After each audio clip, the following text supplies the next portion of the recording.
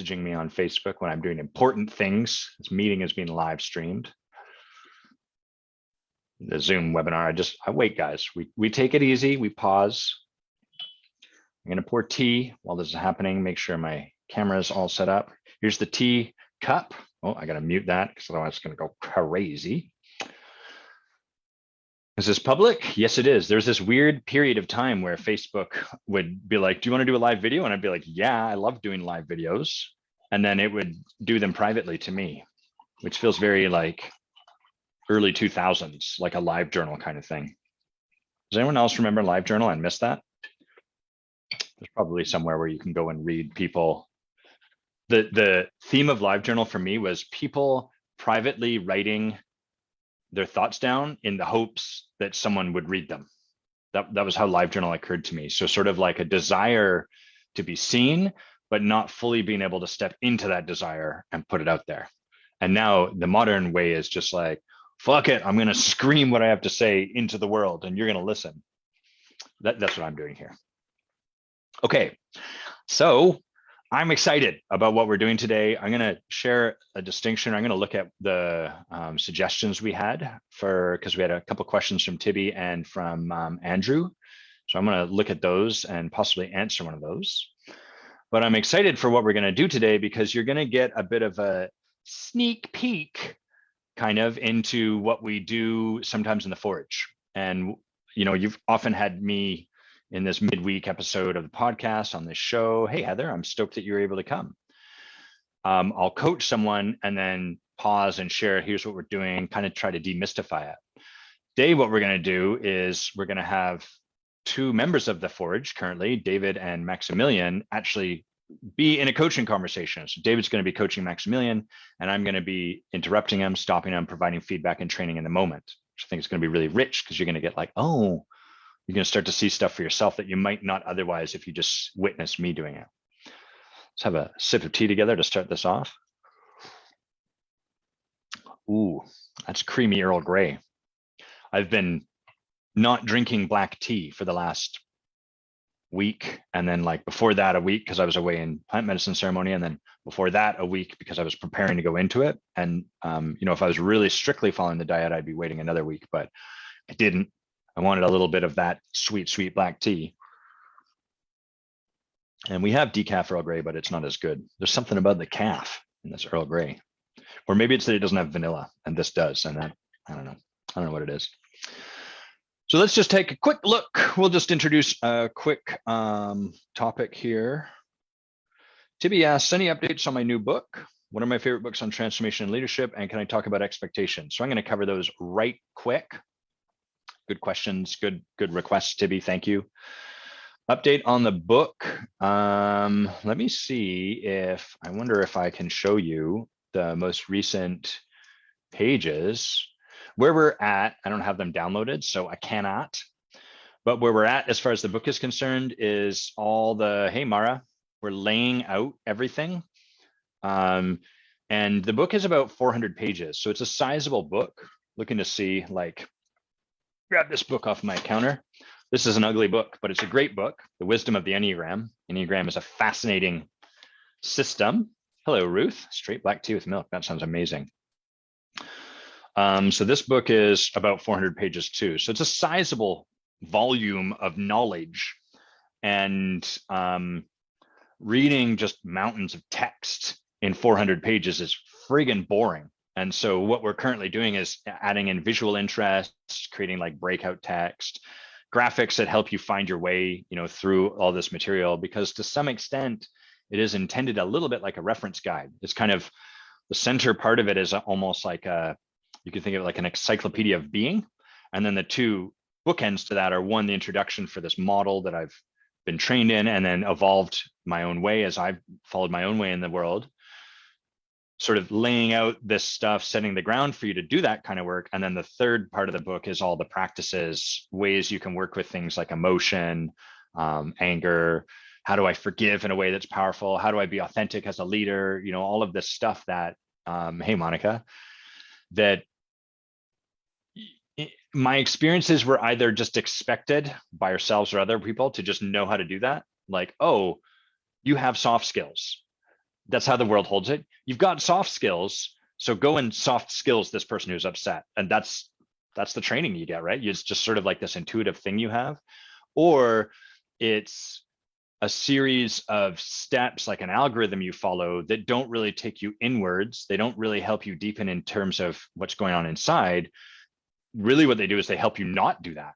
You don't have to visit the muckiness that exists inside of you. You just follow the algorithm. And as long as I have a set of steps to follow, I never really have to look inwards. So both of those approaches, I think, completely missed the mark. That's why this third section of this book is there. And so the update on the book is probably in the next 6 weeks, we'll be done. All the layout, everything will be finished. The cover's done. The blurb on the back cover is done. All the content's written. It's been proofread like crazy. It looks super cool. I enjoy flipping through it. And it's coming out very soon, next couple of months. So what are we in April? April to May, May to June. So probably the start of June, just in time for me to take holidays. Hey, Andrew, David Medina, the man. Looking forward to seeing your coaching. Right on. My favorite books on transformation and leadership. I'll give you two. I'll pull two out right now. Here's the first one. I'm going to give you three books. It's a 3-book episode. So here's the first one that people have seen me read from and recommend time and again because it's so phenomenal, is Illusions by Richard Bach. This does not train you in any way, shape, or form on how to be a leader. What this does is it tells a very beautiful, profound story about one person living a life in possibility, as opposed to what is predictable or acceptable inside of my circumstance. The person living their life as possibility, which is the heart of leadership, and a second person learning from them and their reluctance and their resistance and everything that they keep throwing up that gets in the way of that. And it's told as a really profound, beautiful story. And I just think there's no better book for kind of understanding what it's like to live in possibility, how it occurs to other people as they witness you doing that, and how it occurs internally to ourselves as we be in the practice of doing that. So you can kind of see transformation from a bunch of different lenses as you go through that book. Phenomenal. The next book is Ugly. Look how ugly that is. You ugly, ugly book. I'm not about ugly shaming books, but come on, man. Look at that thing. That's ugly. And then on the back, it's just more ugly. Purple and red? What an assault on my cones. Leave my cones alone, people. Anyhow, this book, The Last Word on Power, the way this was created was this woman, Tracy Goss, as far as I recall, paid Landmark Forum, which was Werner Erhard's initial company and creation, and like some really potent, large group ontological and transformational work. In a lot of ways, Werner Erhard, in creating Landmark Forum, made transformation available to the broader public, and he did a tremendous service. And he also made some mistakes and didn't do it quite right, and at times was even abusive, like any human being learning his way and leading, right? Practicing out in front, not having it all figured out. And my experience of having worked directly with Werner Erhard is if you were to ask him about that or bring that to him, he would be very, not quick, but like very willing to take ownership of his impact and to clean it up, because that's what he's committed to. The important thing about Last Word on Power is it really captures a ton of the distinctions. It's an incredibly potent book. There's so much in it, and it is dense. So as you read it, sometimes you can get kind of like, a halfway through and you're like, oof, this is a lot to take in, because you just get so much from it. Here's the spine test. Can you see that? That's a little hard to see, but not as many as some of the books I've recommended, but I just think this is for anyone that's sort of like, I really want to deepen my ability to lead ontologically. The Last Word on Power is profound. That's book 2. And then book number 3 does not have a cover, because I always take the dust jackets off of my books because I don't like that stupid fiddly dust jacket. And how often is dust an issue? Do you people out there find like, my books are all dusty, if only I had a jacket on them? That's not an issue I face. Hola, Panambi. Panambi, I've never seen you here, and I want to learn what this says. Que ganas de ver este directo. What does ganas mean? Please tell me, translate that for me, Panambi, so I can learn more. What would that be? So, yo quiero aprender muy español. Did I say that right? Please translate that for me so I can understand and learn. This is the third book after I finish my dust jacket rant. Oh, Panambi is David's partner. Oh, amazing. Hi, Panambi. It's so nice to see you. We're just talking about dust jackets and how they suck. Now we'll talk about a leadership book. So this is the book, Straight Line Leadership by this guy, Dusan Jukic. Dusan is an interesting character. He got into coaching and he was like, I'm going to coach chiropractors because they make a ton of money and they got a ton of suicide in their profession. And so that's how he aimed himself. And you can hear in that there's like a bit of strategy. There's not necessarily, maybe there's probably some heart there, but you could also be like, is that heartful? His book and Dusan in general can sometimes feel a little bit like a bulldozer. There's like real warrior energy. And that's part of what Straight Line Leadership brings to the table. There's a lot of like cutting through the bullshit in this book. Here's the spine test. You can see a whole bunch of those tags I put into my book. Sorry, it's a little hard to get the lighting right. I love this book. And what I love about it is every chapter is just named a distinction. So there's a distinction of how many chapters do we have here? 50. You get 50 different distinctions. I'm just going to read you some. Hey, Yana, nice to have you with us. Owner versus victim. Being bold versus being arrogant. How to versus choose to. That's one of my favorites. Now versus later. Childlike versus childish. Playing to win versus playing not to lose. You've heard me say that a lot. Investment versus cost. Focus versus spray. And stressing versus caring. The title to that book is Straight Line Leadership. Right there, Straight Line Leadership. You can actually get Straight Line Leadership from Dusan's website. I don't think you can even get printed copies of the book anymore. I don't know why he's not offering that. It's such a great book, and I've recommended it enough. You'd think he would listen to me. But if you go to his site, which is Straight Line Coach, and you go to their resources, you can sign up for their newsletter. And then this book you get for free, I think. I think they just send you a PDF copy. And if you can't find it that way, you can let me know and I'll send you the PDF copy because I'm certain it's available for free. So those are the three books I would recommend today. Illusions by Richard Bach. This one reads so easy. I'm excited to hear that, Panambi. I'm excited to watch this live. That is the translation. Que ganas de ver este directo. So let me see if I can translate that. Ver, would that be live? And then directo, oh no, directo must be live. Guys, I'm sorry for making you be with me as I do real-time translation of Spanish. But it's like in computer science class, I had one prof who, being in university is an interesting thing because there's some teachers, there's some professors you get that are clearly like, they love teaching and they care about all of this. And then there's some teachers and their attitude about teaching, and it seems their attitude about you as a student is fuck you. That seems to be how they feel. This professor just showed up and his face and his attitude was fuck you guys. Why do I have to deal with you morons? And so he did no preparation, and he would show up and he would make us what he would sort of have like a program. He was trying to show us, here's how you would do this thing. This is how you would code this. But then he would make us watch him code in real time, and we'd have to sit there as he like debugged the code in real time. It was like, dude, do some preparation, man. Come on. Anyhow, it was hilarious. Andrew just saying, I was interested to see Dusan was coached by Steve Hardison. I did not know that. I knew he was coached by Steve Chandler. Steve Chandler coached him as he was writing this book. I did not know he was coached by Steve Hardison. And Monica, I know Facebook gives me a translate button, and it's always tempting for me to click it. But there's a practice for me in letting myself be seen speaking Spanish badly and interacting with people and getting their support. Kind of like when I go to a restaurant, I'm insatiably curious.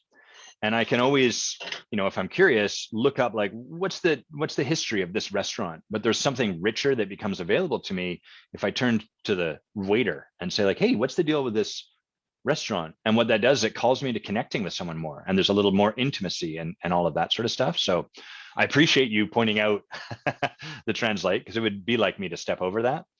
And there's a real commitment to some vulnerable practice because there's something I'm really clear is available for me if I don't just use my Google Translate, but when I go to Costa Rica or when I sit here and get to speak to people that are native to the language, get them to support me and let me feel like a bit of a dumbass.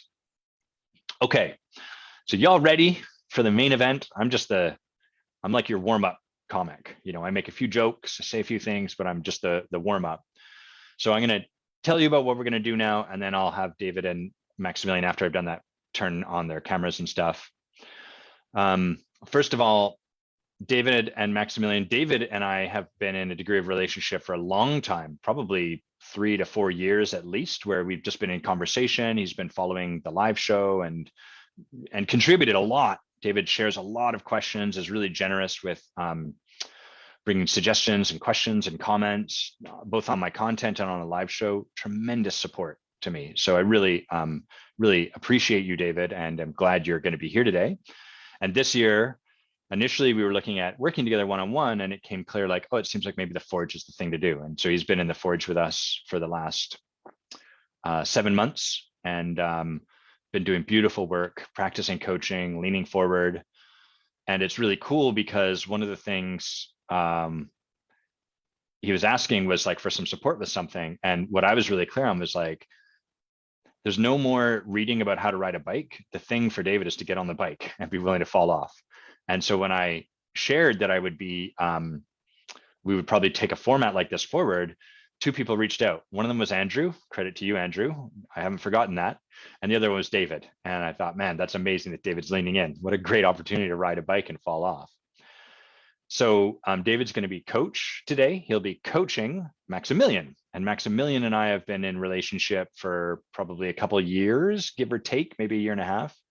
And the way that began was he was in a program run by my friend at the time, Toku. Toku's still my friend. The program at the time was called the Samurai Coaching Dojo.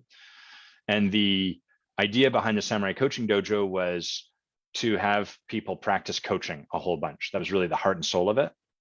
And then over time, Toku started to bring a little more transformation into that container. But like the foundation was get coaches coaching a lot and get them used to getting feedback. Some training, but more feedback rather than training. And so Bay and I would always guest sensei, I guess you could call it, guest teach in that structure. And on the backside of that, Maximilian reached out and then slowly came to the realization like, oh, I want to do the Forge with you guys. And so he's been with us also for this year. And so he will be our client today. So David, Maximilian, let's get your mics on. Let's get your cameras on. Let's get you in here. Hello. Oh yeah, here you guys are. Hello, welcome. Get your hair looking good. That's very important. Anything, let's check one at a time. So David, anything you want to add by way of introduction or how like our relationship has evolved or anything like that? Well, we met in the Samurai Coaching Dojo too. Well. Yes, because I fell out of my chair. Yes, you did. And that was a gift to me. And that was back in 2019, I think. So almost 3 years ago. Yeah. That's right. Yeah. So I got to tell that story. Do you want to tell that story? Do you remember it well enough to tell it? No, you tell. Okay. So yeah. What was happening was in the Samurai Coaching Dojo at the time, I noticed a real significance in terms of how the coaches were being about coaching. So it was like, we're here to coach, but also we're here to coach and we got to do it right. And it's got to be like the right way. And so I was just modeling. I was like, the thing to do is really like, let that go sometimes and put your feet up and to lean back. And I started to lean back in my chair and I fell right over backwards like a moron and got up and laughed at myself. And I think, David, if I remember correctly, you shared like, oh, I thought you did that on purpose. I was like, not at all, not one bit. And can you share just briefly like about how was that a gift for you? Because there was a lot of significance for me. And like from my fear, the experience that I have is like tight and intense and significant and like something is going to break or I'm going to break or something is going to go on. And the moment you fell from the chair was a gift in the sense that like energetically my body, I just started laughing. Not at you, kind of at the experience. Yeah. And that made me relax in my body and like just chill a little bit more. Yeah, nice. Love it. Yeah. Happy to have done that for you. And Maximilian, anything you'd like to share just by way of how we've gotten to know each other or how our relationship has evolved? Yeah, I'll share a piece which I found interesting. I remember at the end of the dojo, I was like, oh, this Adam guy, I need to like work with him. And at that time, it wasn't really clear in what capacity that might be. And I remember reaching out to you, asking you if I could be an apprentice. It's like, how do I frame this? I want I to like remember that. learn from him. And it was interesting that you said, well, that wouldn't really serve you or the things that I'm doing in the world. Have a look at the forge. And then that conversation kind of started. And that was interesting just to like even for me to put myself out there and be like, I'd like to work with you. I don't know how about an apprenticeship, and then to just converse and kind of partner as to how like we would work together.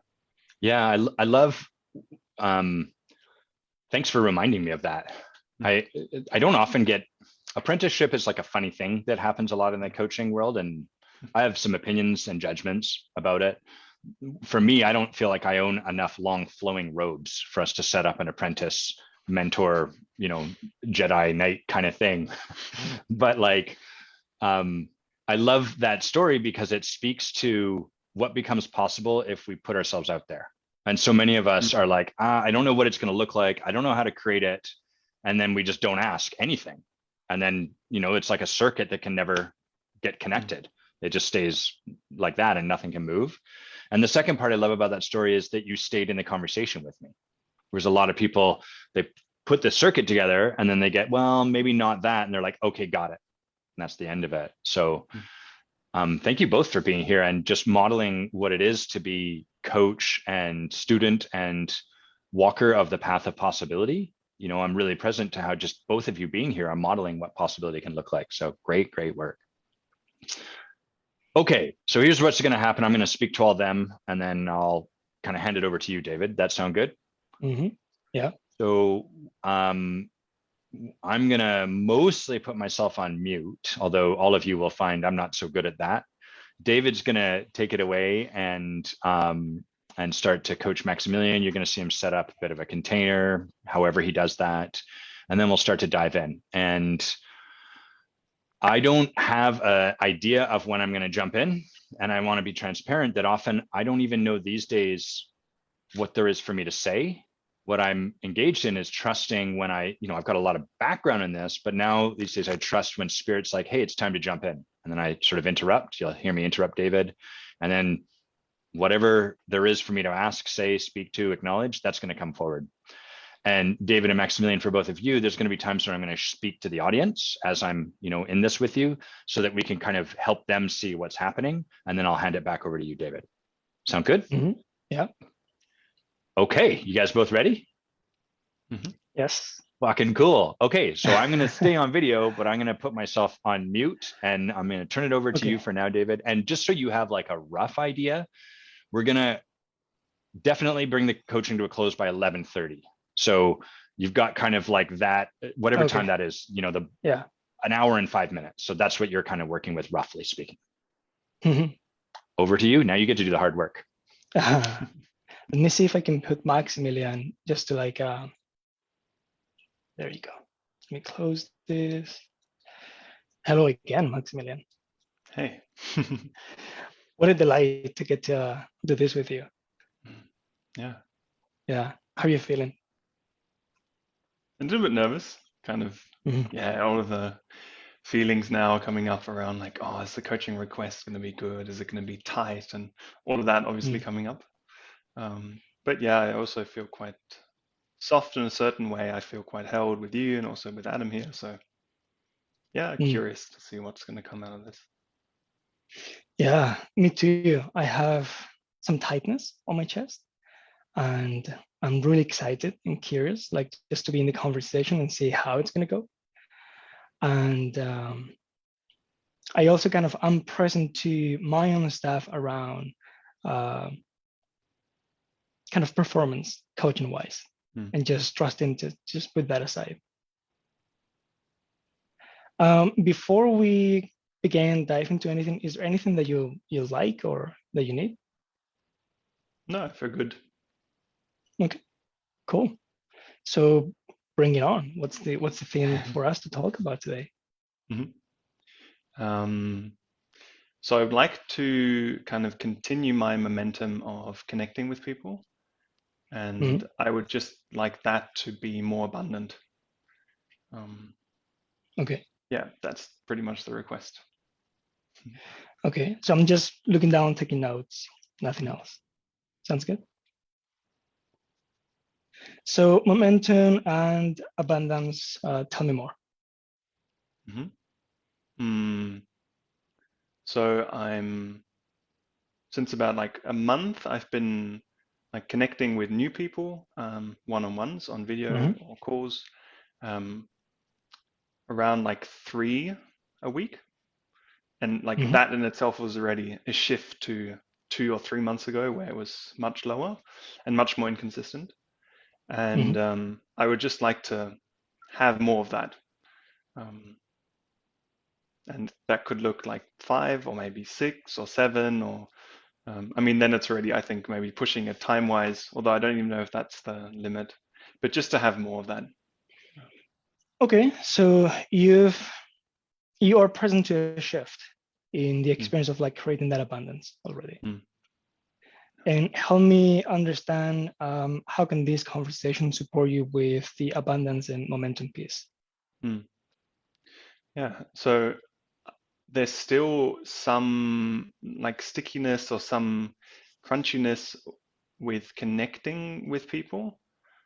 Sometimes I feel like sometimes it's really just connection and curiosity towards the person, but sometimes I feel it coming from a place of, maybe I can create a client out of this relationship. Okay. And that feels a little bit weird sometimes in that process. Kind of like I tell myself, it's the only reason why I'm connecting is because I want to create a client out of that. And then that doesn't feel good to me. And I'm sure the other person on the other end can feel that if it has that energy. So that's kind of one piece to it. Another piece is I notice I've kind of like doubled down on a community that I'm a part of where I reach out to new people. And I'd like to not be so dependent is a strong word, but I'd like to branch out and have more places where I'm connecting. And I'll share like I've tried that, or I've given it a shot to go on Facebook, let's say, and find some groups. And not even like business or networking groups, but just interests that I have. And then as soon as I'm in it, I kind of read and I'm like, this feels weird and I don't know how to engage. Do I just comment on like, and I just get in my head and stuck and I end up like not connecting to anyone on those new kind of platforms. Then I have my judgment around Facebook and that kind of comes up. And then another wish I have is to connect with people offline a little bit more. So that would also be another area to like open this. Yeah. Okay, well, let me see if I got that first and then we go from there. Is that okay? Yeah. So you've experienced some like moments where there's just a connection and it just happens.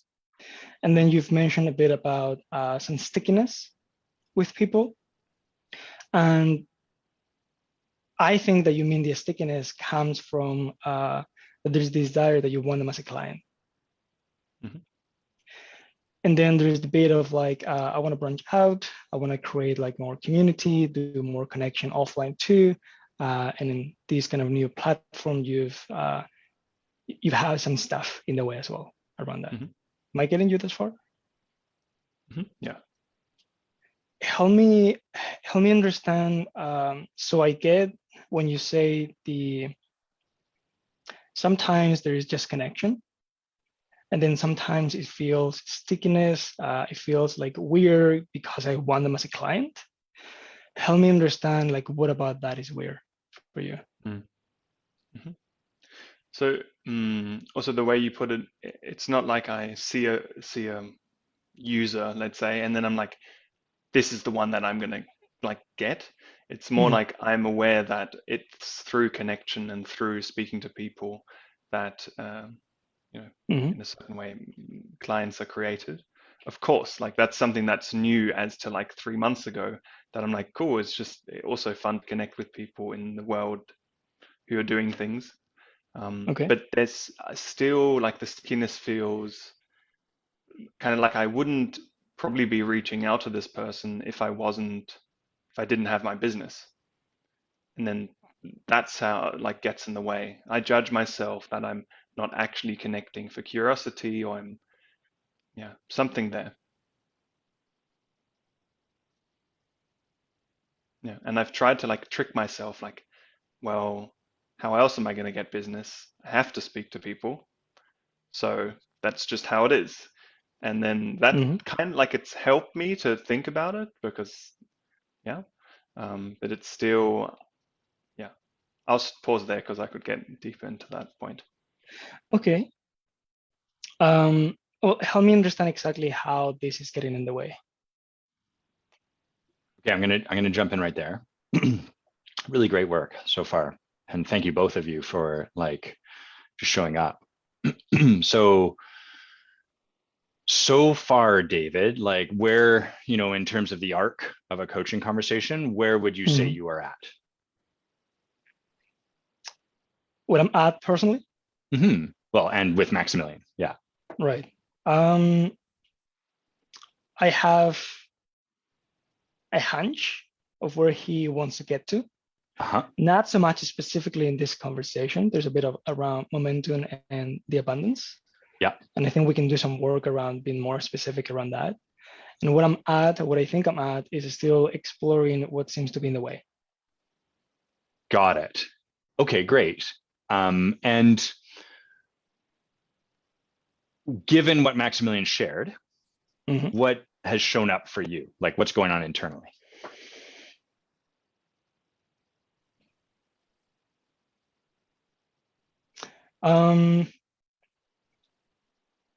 I'm present to a lot of his brilliance, and I'm present to he seems to have a lot of altitude, like already distinguished. Okay. And from that place, I notice myself a bit confused in how to go from there. Yeah. Because it feels like we are in a conversation that is already familiar for him. So there's a bit of confusion for me from that place. Me too. Yeah, it is kind of confusing, right? There's like, me too. Great, right? So that's just such a beautiful diagnostic there. What you are feeling is a gift to offer people. And remember, we want to offer that, but we want to do so free of being attached to it. So I don't know, maybe you're confused because you're dumb, or whatever, right? Maybe you're just confused and that's just because you're confused. And as coach, part of who we're being is open to all of it. So maybe it's just because I'm lost. Maybe it's because it's confusing for Maximilian, and this thing that's being shared is of its very nature confusing. And so the opportunity, the gift that we offer is, I'm a little bit confused. Are you confused? Or is it just me? And if it's just me, okay, great. Help me get on board with you. Make sense? Yeah. So I wanted to start there to just get a sense of like your internal check, and then let me speak to some of the stuff you've done and just point to it. So like, and this is for everyone watching too, David's done some beautiful stuff. He started by honoring what was authentic to himself, but you did so, David, in a way that didn't give away your power. It didn't leave Maximilian with this feeling like, fuck, I got to take care of this guy.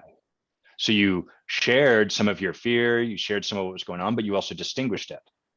And so anyone that's watching, it can be helpful to go back and watch that, because often what happens in coaching is people veer to one of two sides. They try to be impenetrable.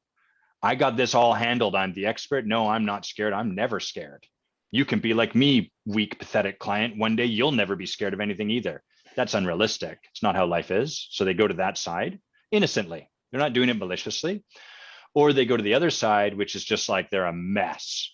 I'm terrified and I'm worried I'm going to fuck everything up and that my partner will leave me and everyone will see what a failure I am. so ready to start coaching. And the person is like, what do I do with this mess? And the client is left feeling they have to take care of someone. And so, David, you've really modeled beautifully acknowledging the fear that's there, acknowledging what shows up for you, but you did so in a distinguished way. You acknowledged, oh, it is my fear. And I noticed that starting to show up. So that's really beautiful being of coach. That's what we're working towards. So you did a great job with that. And the other thing you did, there's a couple more things you did really well. You asked Maximilian if there's anything he needed before we started. And the nice thing was he was all good. So you're like, all right, let's dive in with some humor. But David was honoring the client rather than David imposing a structure on the client. So oftentimes as coach, people come in and they think, I need to wrest control of this and we're going to do breathing exercise. We don't check to see if the client would benefit from that. And sometimes that's actually going to take the client out of whatever space they're in. Maybe that's not going to serve them. So David's modeled for us this really beautiful way that Coach B's, which is not to never volunteer anything, but regardless, to always let the client be the guide, to give the reins over to the client. So great work with that, David. You then asked, like, what do we coach around? You know, what is the coaching request? What do we want to work on? And that's where we got into where things got a little bit kind of morassy, kind of confusing, right? A little bit murky. Yeah. Yeah. And so we have an idea of what Maximilian wants, loosely. What would you say is missing from, you know, getting the coaching request? I guess from my part, being curious about specifically in this conversation, what's the thing he wants to like live with? Yeah. Beyond the concept of like more momentum or more abundance. Yeah, beautiful. So we have like this kind of like a North Star, right? We have this rough idea that what Maximilian wants, kind of the direction he wants to head into, but we don't have the specific direct destination for this leg of the journey, which is this coaching conversation. Right. And I notice your questions are starting to get into what is weird about the stickiness with the client. So you're starting to get a bit into what we would call like the weeds of what he's brought. What's weird about the stickiness with the client? And I can't remember the question you asked before you I interrupted, but it was another one of those questions, right? Can you help me understand about da da da da da da, as opposed to we almost want to put that in a box for now. Those would be great questions, but okay, got it. So given all of that stuff, where do you want to leave? What do you want to have by the end of this conversation? Could you feel yourself getting into those weeds? Yes, from my confusion. From not like owning and speaking into that confusion, I went into a bit of my curiosity, which led more into like what's getting in the way. Yeah. Just to go somewhere. Nice. Great catch. Yeah. Really great catch. And like the beautiful thing about the questions you asked is they're such good questions. It's just that we're missing, like, there'll be even better questions later on. Right now, they're great questions, but in the wrong time, wrong setting, so to speak. And the cool thing is, like, Maximilian's so damn interesting and brilliant. He's going to give us great answers to those questions. So it's very easy to get stuck here. And we could hang out in this kind of conversation place without ever getting clear on where he wants to be by the end of the conversation. And then he'll leave empowered, and you guys will have a really cool conversation, but maybe not the one that like opens things up further towards what he wants to create. So do you feel like you have an idea of where to go from here? I'm just gonna ask him. Awesome. Back to you. You're doing great. Let's just not pretend that Adam hasn't given me feedback. Okay, so Maximilian, what do you want to live with in the time that we have today? I would like to leave with like connecting even more. And I guess I can try to put some numbers on that to make it a bit more concrete. So as I mentioned, I'm around like 3 one-on-ones, and behind that, that's like maybe 10 or 15 kind of connections with new people over chat. So of course it kind of like filters through. And I guess I would like more, like maybe 5 or 6, Mhm. or even like that feels like I'm putting everything on like the one-on-one calls, which are then like an hour or so. And I like that. It's interesting to kind of connect with people. Like that is actually a piece where I don't feel so sticky with it. But kind of getting there feels weird. So I guess a result would be to have more of those one-on-ones. You mean connection calls or like the actual coaching conversations? No connection calls. So 5 or 6. Mhm. Okay. Anything else beyond that you want to live with, if there is? Yeah, I mean, what I'm kind of noticing just from the conversation until now is I'm putting a lot of emphasis on like getting one-on-one connection calls. Mhm. And I mean, I've kind of like distinguished that a little bit over the last month in me like launching my podcast and launching my meditation space. The idea is that that's another like opportunity for people to connect with me where it's not one-on-one. And just now it came up like, I think I'm putting a lot of significance on this one-on-one piece. So I guess another piece would be like, I would like to just connect with more people. So that could be over chat. And maybe at the moment it's like 10 to 15 a week. And Mhm. maybe that can be more. Maybe there's other ways to reach more people or connect with more people or create opportunity for connections to happen. Yeah. Mhm. I don't know the how of that, but that's what I would like. More connections to happen Right. in that realm as well. More connection.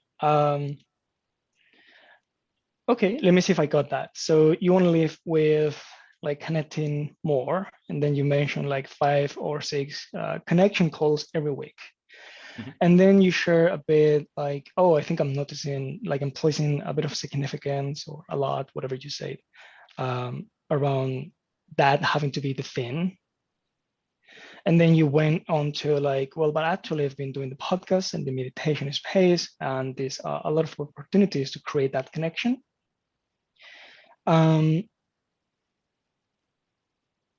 How I felt in that moment is I'm feeling like I don't have something to stand for you.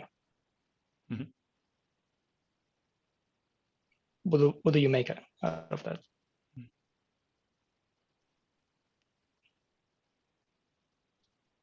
Yeah, I mean, I'm not really fully clear as to like what to shift or what to change. I just know there's an aspect Mhm.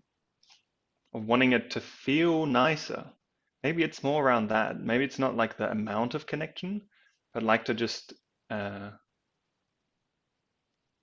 just give it as a gift more, like be more abundant with the connection. Because it always feels like I'm hassling people when I connect with them. Maybe I think that's a bit of the stickiness that I mentioned before. Like there's a hesitancy to connect because it's like they actually don't want me to write them, and now I'm like intruding them or I'm berating them, kind of like a cold Mhm. calling or something. It can feel like that, and I don't want that experience to be the case for someone on the other end. Then again, I don't know if that's the case, and I'm just making it up. So yeah, I'm just going to stop there. Right. So what would you like to live with? Hmm. Hmm. I mean, there's a feeling like just to connect more without feeling guilty, I guess. I guess that's Okay. really it. Like I feel guilty somehow connecting with people or even wanting or seeing an opportunity to create clients through connection. That even feels like I feel guilty for doing that. Even for thinking that, there's some stories around that. Yeah.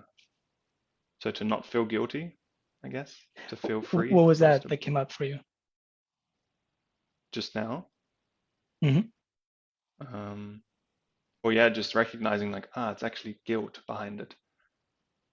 So like, because I'm kind of speaking to you about the strategies and like trying to avoid the guilt, but I think that's like more centerpiece. Like I'm trying to avoid the guilt, and it's not so much about how do I connect, because I know how to connect. Yeah, that's actually not the issue. I don't need to know, or figure out how to connect more because I know how to connect, but I feel guilty connecting, so I don't connect.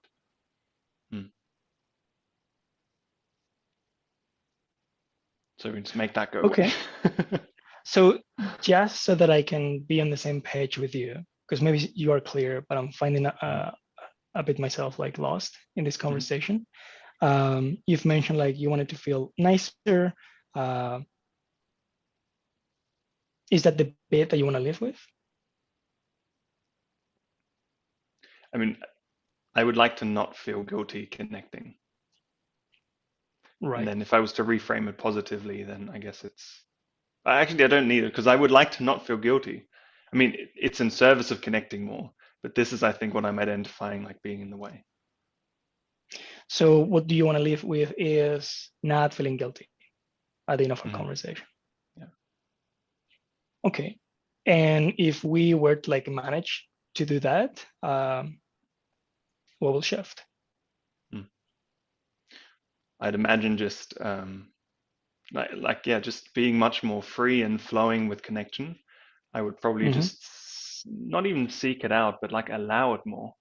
So that would be like online. Like I wouldn't get so stuck on which platform or which group. It would just be, maybe I'm only in a group for 10 minutes, but then I connect with someone and then I'm out on the street and I feel called to connect with someone, then that would just happen. So I guess it would all just become a lot more abundant or a lot more free to give out. Somehow that's like come up a few times now, like a feeling of generosity of like, it's generous for me to connect with them. So I think I'm like also slowly claiming a bit of my like worth or value. Like actually it's not just good for me, but it's good for the other person as well when I share with them myself. That's kind of new also, I'm noticing. Yeah. Let's jump in there. Okay. So what are you noticing at this point, David? Maximilian is so fucking brilliant. Okay, good. Yes, I noticed that too. Yeah. Anything else?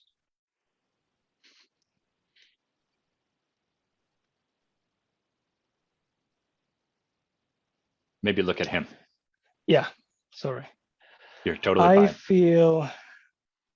It feels that we're getting more specific, but the thing that he wants to like live with, which is like, well, not guilt, but if not that, then like more free and flowing or abundant and more generous.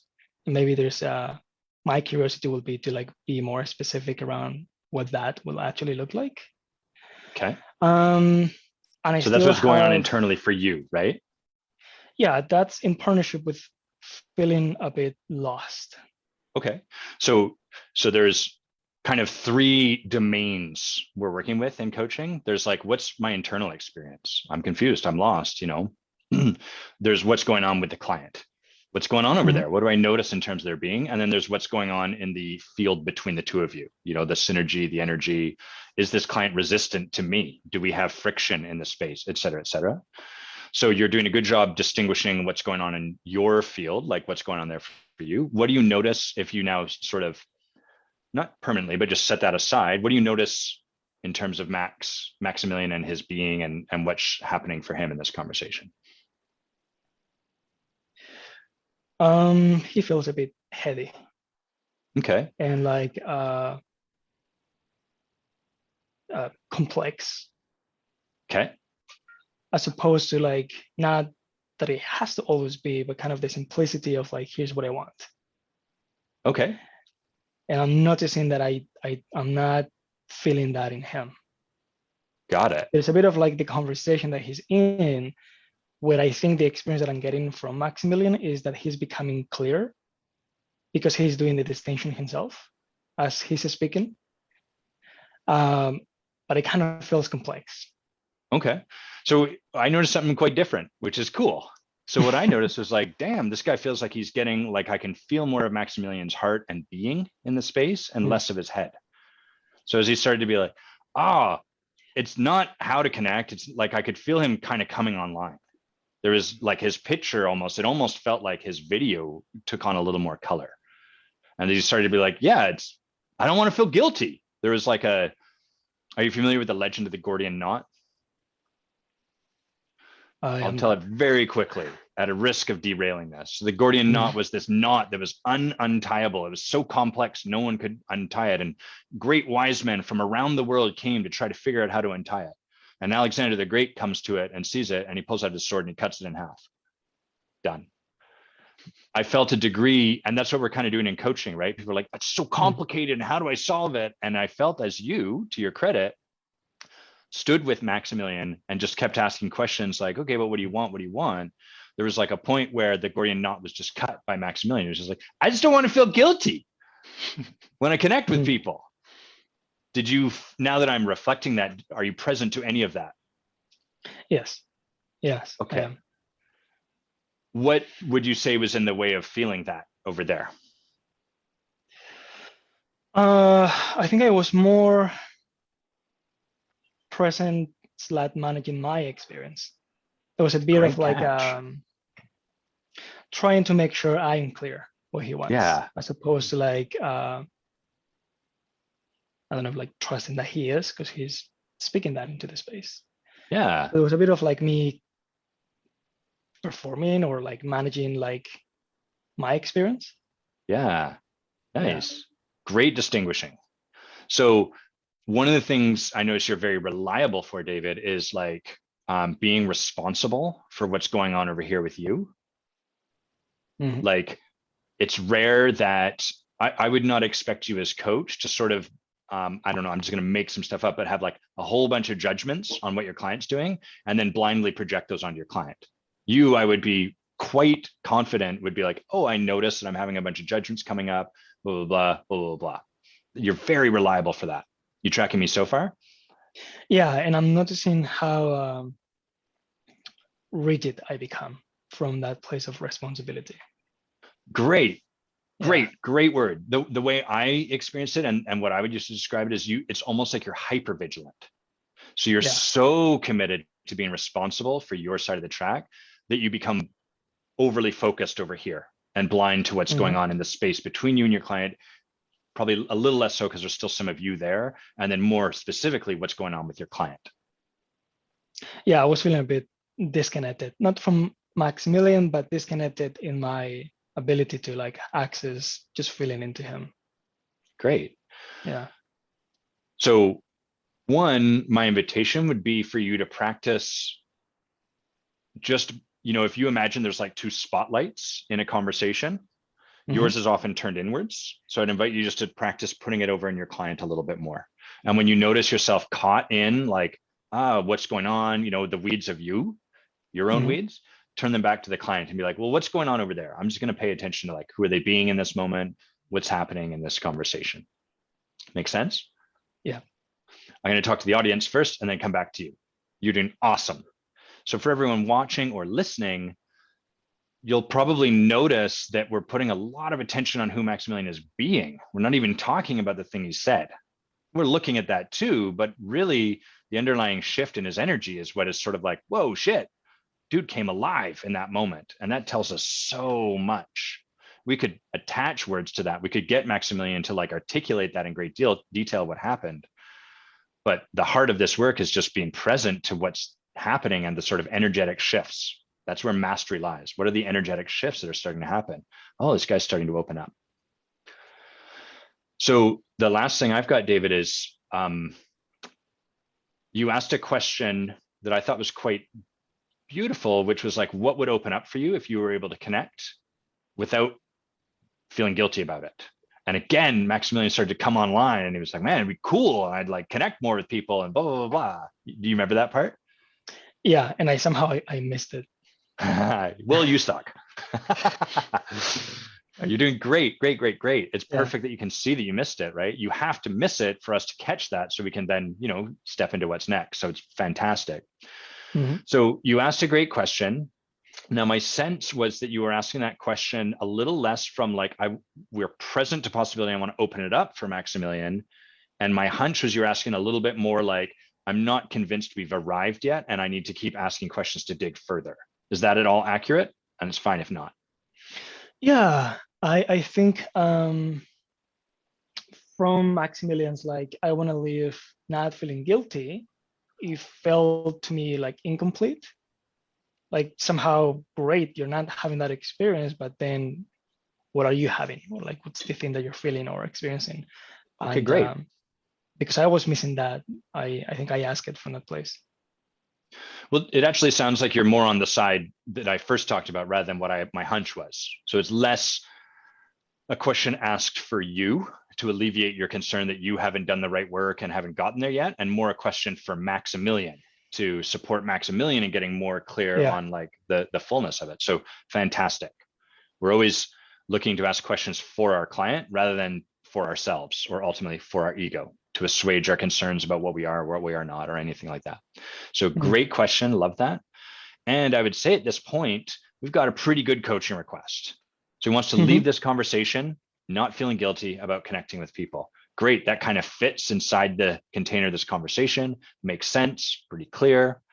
You could ask questions to kind of hone in. How would you know that you got there? Maybe one of the ways you could do is at this point, you could set like the measure, right? How guilty do you currently feel on a scale of 1 to 10? Where do you want to be when we leave? Okay, great. Now we've got a bit of a scale in place, but I don't even know that that would be necessary. If you just were like, okay, clear on that, what do you think's in the way? That would be fantastic too. Okay. Make sense? So we've got a nice coaching request, pretty clear on where we want to go. Oh, for everyone that's listening, we should say one of the things David and Maximilian have heard this so much. There's 4 elements to a coaching conversation and a leadership conversation. The first is, where is the person? What's the second, David? This is a test. Where he wants to get to, and what's yeah, where does he want to be? You gave the third one first, but I'm going to ask Maximilian, what's the third thing, Maximilian? What's the gap, or what's in the way? Yeah, what's in the way? What's in the gap between where they are and where they want to be? And once we have those 3 elements, then we coach to close the gap, to support the client in moving to where they want to get to. So you've done great work getting clear on where he wants to get to, and then getting clear on the gap and the coaching kind of can sometimes happen a bit together, right? Because sometimes we're coaching to support them to get clear on that. So I'm going to turn it back over to you. Really, really great work so far. I'm going to turn my camera off briefly because I know there's a distraction I need to take care of, but I've got you in my ear and I'll be right back, okay? Back to you. Okay. Where do you say you want to go from here, Maximilian? Yeah, I guess like to talk about where the guilt potentially comes from, or why I hold that. Okay. So as to move it. Yeah. So you've mentioned like if the guilt wasn't in the way, you'll feel like more free, like flowing more. There will be more generosity, more abundance. That was some clarity that you got for yourself. And now you've mentioned that you want to kind of explore where the guilt comes from and potentially move that out of the way. Am I getting you this far? I mean, if I was to prioritize, I'd prioritize moving it than just exploring it. Yeah. Okay, tell me more about that. What do you mean? I mean, I'm really reliable to like do a deep dive into where does the guilt come from? Has it shown up in the past? And like we could probably speak about that for another 20,000 hours or something, but it wouldn't necessarily move the guilt away. It might, but I would love to just make it more intentional. Okay, and so we have like half an hour-ish. How do you see you want to move forward? Yeah, I guess like talk about why I have that guilt. I mean, I don't know. That could be a starting point, just as a very open one. Well, tell me more about that. About the guilt, or about where I think we should go? You tell me. I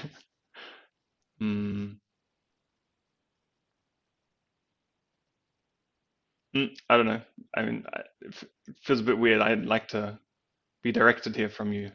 Like, I don't want to choose that. But I mean, like, because I'm kind of aware, like my survival mechanism would just run with like exploring it. But I think I would need you to kind of hold that, or just be clear that we actually are moving forward. just so that I can like let loose, because I have a tendency to control myself, or like reflect and try to, yeah, get it right. So does that make sense? Okay. Yeah. And if there isn't any like wrong path or choice for you to make, what would you choose? If I was to choose the wrong path, If there isn't any like wrong path or if there isn't decision any. or theme to Mm. explore or Mhm. wrong way to like not move forward, Mm. what would you choose? Mm. Yeah, maybe just like like share with you how it feels when I go to connect with someone, and then to just share like where guilt comes up, or like what stops me from continuing that, or yeah, something like that, to give some sort of example so that I can become a bit more clear. Okay. And in you sharing that, like how will that move you forward? I don't know, but that's just my trust. Like, Okay. I mean, I think there's also an opportunity then to do kind of some context exploration, I guess, and just to see like where does that come from, and how have I constructed my reality because of that. Um, that could be a worthwhile endeavor potentially as well. Hmm. So David, what Yes. I notice is, well, if Maximilian has a request on the table from you as coach, what would it be in this moment? He wants to explore where the guilt comes from. That's sort of like his request as client, like just his coaching request, right? Get clear on the guilt, move the guilt out of the way, right? Yeah, it seems it's been like moving from like abundance, momentum to some clarity around like feeling free and flowing more, and then shifted a little bit more around like now I want to explore the guilt. Right. Let me dial us in a little bit. So Mm-hmm. in this exact moment where you're supporting Maximilian, there's kind of like an energetic request he has of you, which is, I want a bit of direction. Did you hear that from him? Yeah. Yeah, and you were kind of like, okay, well, if there was no wrong, you kind of put it back over there with him.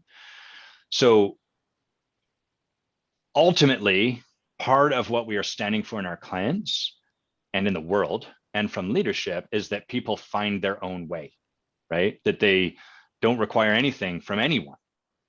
They may still seek something from people, but they don't require it. They can discover their own path, take their own steps, all of that sort of stuff. And I'm hearing you stand for that in your client.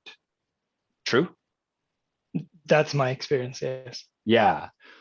And what, let me ask a question and I'll come back to the thread I'm Mm-hmm. laying down. What are you noticing as you ask the questions you're asking of Maximilian? What are you noticing is happening with him? With him. Yeah. I'm an unwillingness to choose where to go from there. Okay. And Okay. his request of like, well, you kind of set up a bit of the container for us to like move forward, and then somehow I'll choose. Okay. Okay. And as you ask the questions you're asking and he answers them, are you noticing anything happening with him? I mean, he's leading the way. Okay. Okay. So what I'm noticing is, so you're kind of asking like broad questions, right? Yeah, I think my hunch is, and maybe this is made up, like my experience, it feels like, and correct me here if that's not your experience, Oh, I Maximilian, it will. feels, so it feels like I'm not trusting myself, so you lead me a little bit. And from that place of me not wanting to get into that, I feel like he's getting a bit lost in where he wants to like get to or move forward. Like, what's the choice for me? Like, how do I move forward? But my experience was that's Maximilian practicing, just making a choice, Got it. even if that means that he's spinning in circles or it feels Yeah. or it seems like he's not moving forward. So let me use a metaphor, if I can think of one in this moment.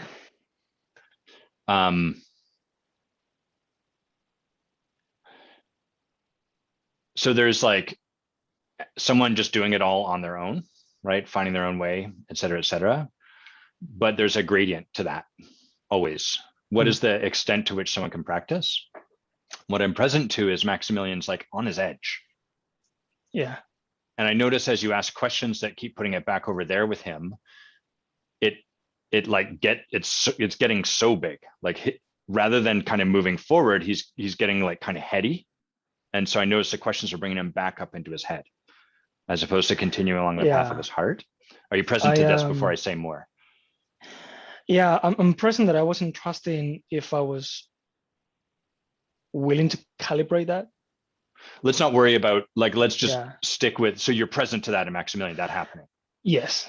Okay, and I'm great. present that I didn't want to just meet him. Yeah. So it's a little like, I don't have a good metaphor for it. I want to use partner dancing, but I don't know that this is the case. But it's sort of like there's a degree to which the man leads the partner, and there's a degree to which, or we're going to say the man for ease of not getting into pronouns, but go non-gendered stuff, pro all that too. So there's a degree to which the man leads the partner, and there's a degree to which ultimately all the man is ever doing is feeling into the female and feeling, what is she asking me on some energetic level to lead us into? There's like this perfect resonance back and forth. Yeah. In this dance with the client, there's almost a degree of you dropping your partner, where like there's so much like letting him do his thing that your questions kind of like have you be very, very, very far away from him. And Maximilian is sort of like, fuck, okay, I'm doing my best, but he's getting caught in the world of his own thinking. And so this is one of those places where we could say the right way to coach, the science of coaching would be to just never answer the question and only ask reflective questions and just do active listening and never provide anything.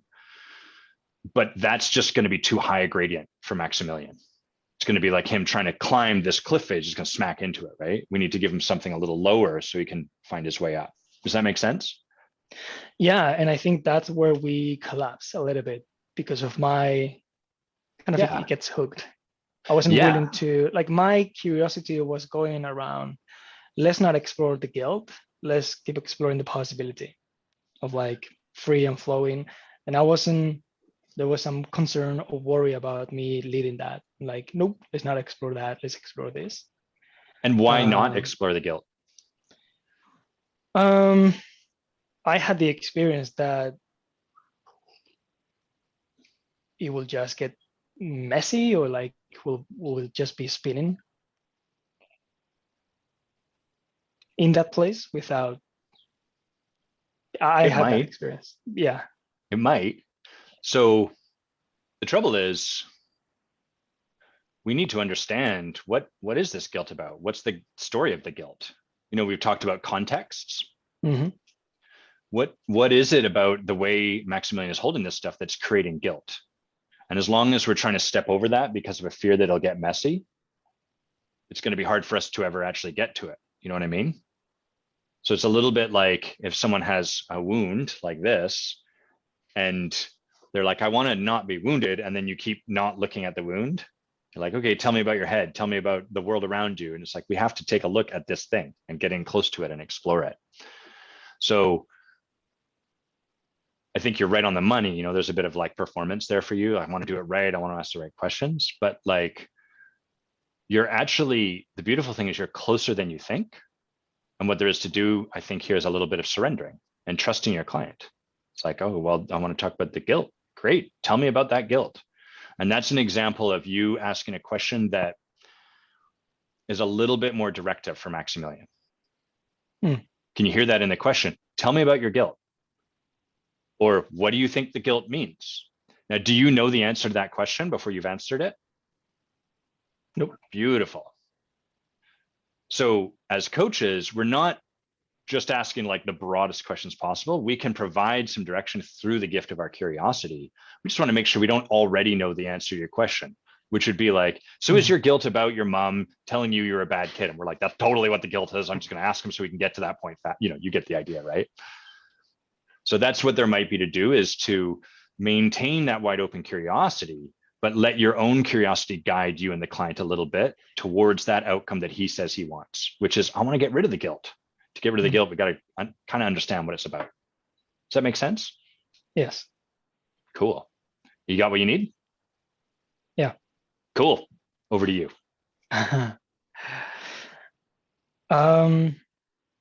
Maximilian, are you wanting to explore the guilt? Mm-hmm. Cool. Tell me more about that.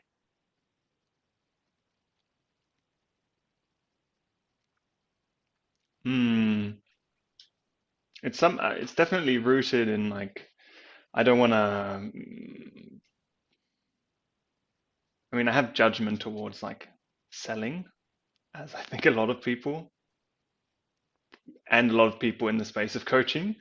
And I just don't want to be that guy. Like, I don't want to come across as some salesy, heartless guy. I don't know, or coach. Like, I don't even want coaches to be like that, because I don't want coaches to have this shitty name that's attached to them often, because it feels so shitty for me to have to go through that, and to get shit thrown at me because of that, and then to wipe it off and get clean again. And like, I'm willing to do that in the point of our industry, but yeah, I don't want that experience to be representative of coaches. So I really don't want to come across like that to people. And that definitely gets in the way. Yeah. Okay, so the guilt is coming from you not wanting to sell and not wanting to like be heartless. And I'm really present when you share that in your commitment to like not being that.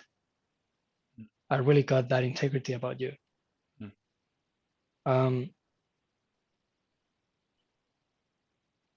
Is there anything else about this that you want to distinguish or notice? Yeah.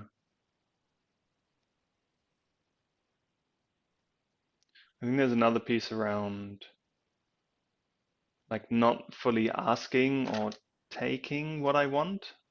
Like, there's an aspect of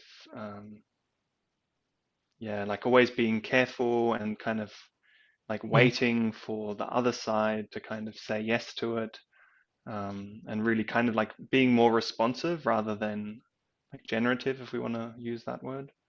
And that seems like it's connected there somehow. Like, I'm happy to take whatever I get, but then like 100% just going out there to get what I want, that's not happening yet. Like, it's definitely high. Like, maybe at the start of me coaching, it was at like 50. Now it's, I think, already like 70 or maybe 80. But I'd like that just to open up more. And maybe it's lower in total, actually. Might actually be completely lower, but that's not so relevant. Yeah. So help me understand how this guilt gets in the way, and the guilt of like you not wanting to like be heartless. Can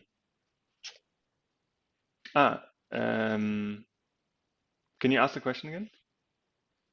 Sure. Like how is you not wanting to be heartless is getting in the way of you creating the abundance that you want to create?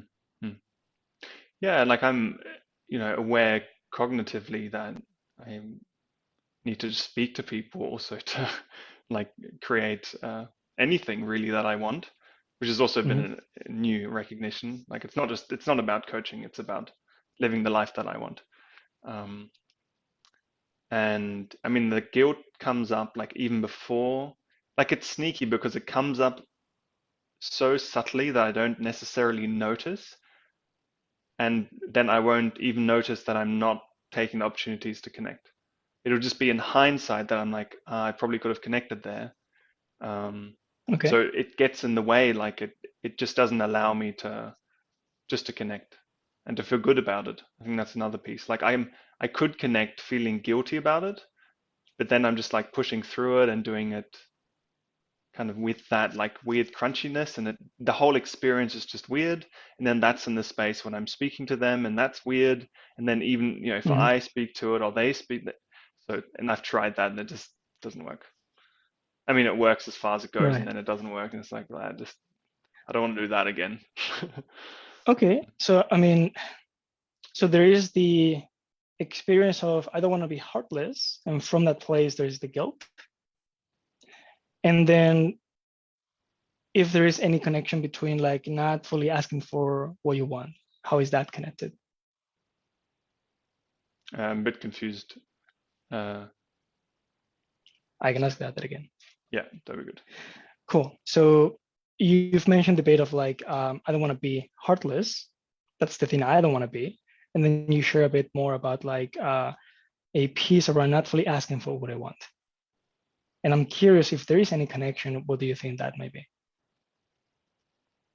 I kind of got stuck on the first piece you said, because it doesn't, I don't think I'm trying to avoid being heartless.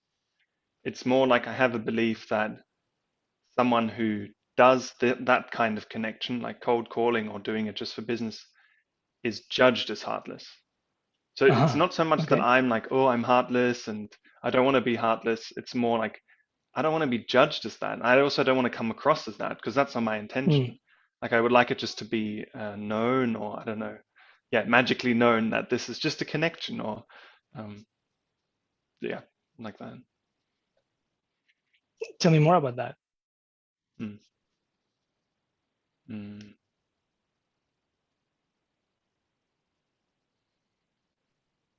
I don't know, actually, nothing's coming up now. Just, yeah. Okay, so it's more about you being judged as being heartless.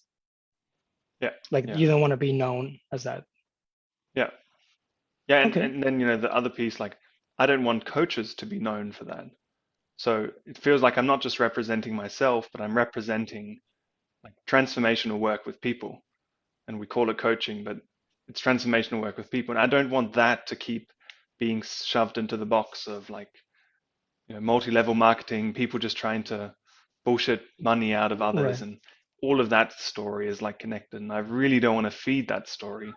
So I guess that now we're back at that other piece, but that's the thing that I want to avoid, I guess. And how would you like it to go instead? I guess I'd like to just have my own like clarity around like that's not what I'm doing and that's not what I'm standing for. And I guess if someone like attacks me, like say with that, or just questions it, that I'm just really able and easy to respond to their criticism. And I guess also like connect on that level, because that is a piece of connection. Like I hold that judgment, or I see that as a truth as well. It's not just a judgment or interpretation. There's some truth to it. And I'd just like that to be known as well. But this is where it gets like pushy for me, because then I will go out of my way to tell the person that I'm not one of those coaches. But that feels weird as well. So because I really don't want to be known for that kind of person or that kind of style of relating to others in the world. Right. So let's see if I got that.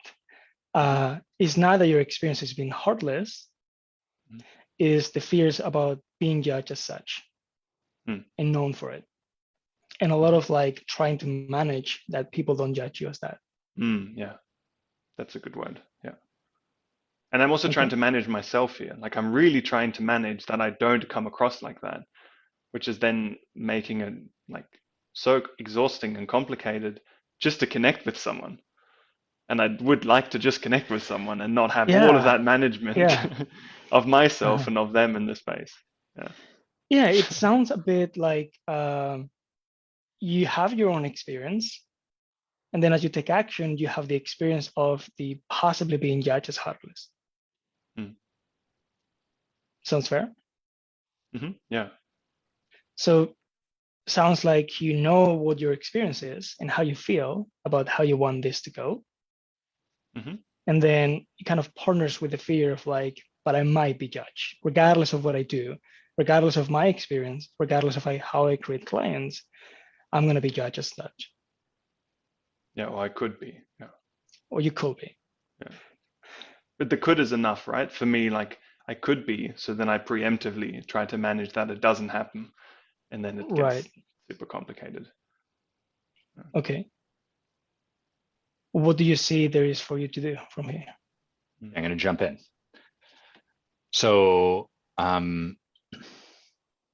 First question, David, are you present to like the sort of comedy or not like in a way of making light of what Maximilian's describing, but can you see the like, the cosmic laughter in it? Like he's going out of his way to prove he's not, even to the point, it's like someone sitting on the bus beside you, talking to you and being like, don't worry, I'm totally not one of those people that sits on a bus beside you and steals your wallet. Not one of those people. So anyhow, yeah. like, can you just see the humor in that? Yeah, I think my experience is that he sounds and he feels clear what he stands for. Maybe he hasn't articulated that, but he feels and he seems clear, like what's the thing he's standing from. What about the question I asked you? Yeah, I'm present to that. To what? To the kind of like cosmic irony or joke or. Great. And can you see Maximilian is too? Look at him right now. Not so much. Look at his face. Yeah, yeah. So there's laughter present as he's sharing this. Like he's kind of seeing a little bit like, fuck me, but not fuck me. There's not a lot of self-hate in it. There's sort of like, fuck, a little bit of that. Like when I'm on my phone and I walk into a pole, that kind of fuck me. And so I would just invite you to like take some delight in that so that you can have fun with this, because it's really easy for us to get significant. And I feel in your heart a deep like love and compassion and desire to like, support your client and to make sure they know that you're concerned and stuff like that. But I also want for you, and I think part of your gift might blossom a little bit more if you use some of the fertilizer of just enjoying, like delighting in the cosmic silliness that is human beings. Fall out of your chair. Like this is a version of falling out of your chair where you're just like, sounds like you're fucked. And I wouldn't, that's not what you would necessarily, that'd be maybe more my style, but like, just notice your client having some fun with this and give yourself permission to have fun with it too. And it'll really like, that's beautiful fertilizer. It can really okay, we don't have to be heavy about this. And it's a beautiful thing because your client is not being super heavy about this. And you're going to get plenty of coaching conversations where your client is. So enjoy the ones when they're not, right? Take delight in it. Got that part? Yeah. Great. You have a really delightful, playful smile too. Your mustache almost bristles when it's happening. So like, let that be there. I love that you acknowledged Maximilian for his integrity right at the start, or like, after we came back and he was sharing this, you're like, I can really see how it matters to you. You care about this, like beautiful, beautiful work, acknowledging your client. And I saw that too. So that's awesome. Keep doing that. I have one other particular thing for you and then sort of like where you might go from here. Okay. So the particular thing is I notice you often sort of say like, let's see if I got this. And then you repeat what the client has said. What's going on for you as you do that?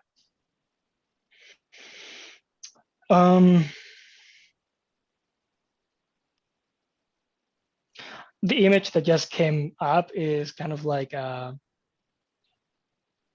just having the steps together in a way. For you or for them, or is it because you feel your client doesn't have them or you don't have them or what? Somehow I'm trying for him to make sure that I'm getting him. Got it. And then from that place continue. Got it. And let's check in with your client. Like, how is that Maximilian when he does that? I feel like it takes a bit of speed out or like movement. Got it. And like, I don't get the sense of David that he doesn't understand me. And then David reflecting it to me just activates my like, well, I got to get it exactly right. So David said, does, but I actually meant could. So now I need to correct him. And then it just gets me a little bit heady and a little bit pedantic, which I can be as a German man. So yeah. Got it. Just a little bit. It's a touch. Yeah. I'm trying something new out. Trying being heady and pedantic. I love you. David, your intention, is that your intention? Say that again. Is that your intention, the impact that Maximilian just shared? No. Okay, yeah. So it occurs to me like this is another one of those things where you're going out of your way to kind of like assure the client almost. Like you're trying really, and I've seen you do this a few ways, like you check in, like, is that okay? Is that okay? So sometimes you'll ask like those sort of questions. And my invitation to you is to trust that it is, and trust that the client does feel you with them, because you do this very beautifully. So this is a situation. Can you see how comical in a way it is for Maximilian to be worried that he would be taking advantage of people, given how fucking concerned he is about not doing that? Can you see that? It's like, this is the last thing this dude needs to worry about, right? Now, he's inside that world, so just saying that to him, that's not going to make a difference. But like out here, we can see like that's not something he needs to worry about. And in fact, all of his attempts to fix that add to the problem. Yeah, that's what I get lost. Great, but you can see what I'm pointing to, right? Yeah. So for you, the last thing you need to worry about in the world is your client feeling like you're not with them. And the attempts you take on to like, let's see if I got that, I'm going to do this, is that okay? Actually, they sever the David's totally with me that's already there. So the practice for you is stop doing that. Instead, trust client feels me with them. I don't need to do that thing. Okay? Yep. Okay. So now we'll go to like what you mentioned, right? I'm not sure where to go. What is there to do here? So what there's to do here, because we're at the bottom of the hour, is to wind down the coaching conversation. But we'll talk about like, if we had more time, where you might go. So what I'm checking in to see if I want to just ask you like a directive question. I think in service of time, I will. So I would assert that what's going on here is Maximilian has a context at play. For everyone watching and listening, there's two levels of things that we listen for in coaching and leadership. The first is the content. What are the words someone is saying?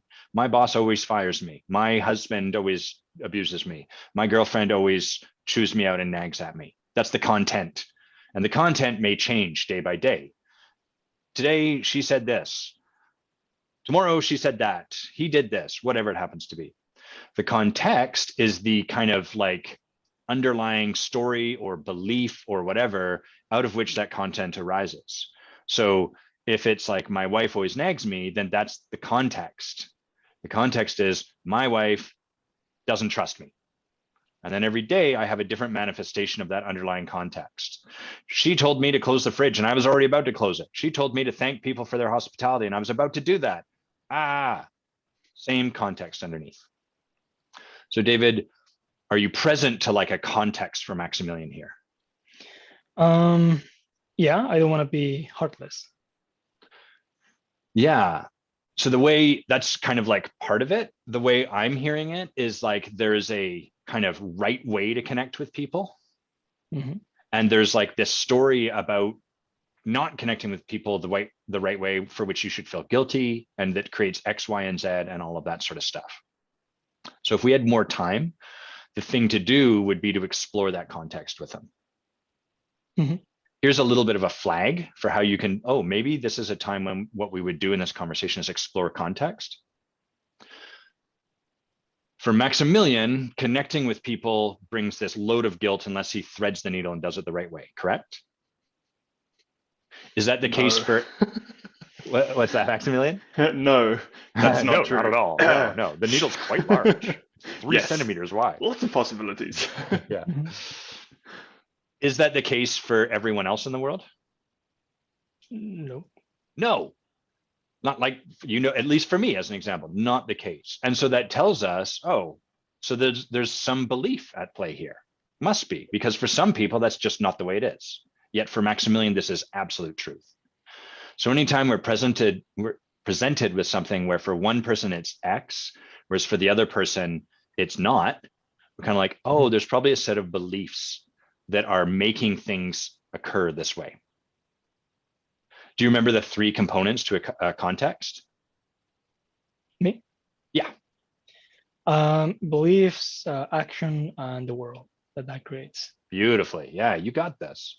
So do you want to explain them more? Do you want to be teacher for a moment and explain this to the people watching?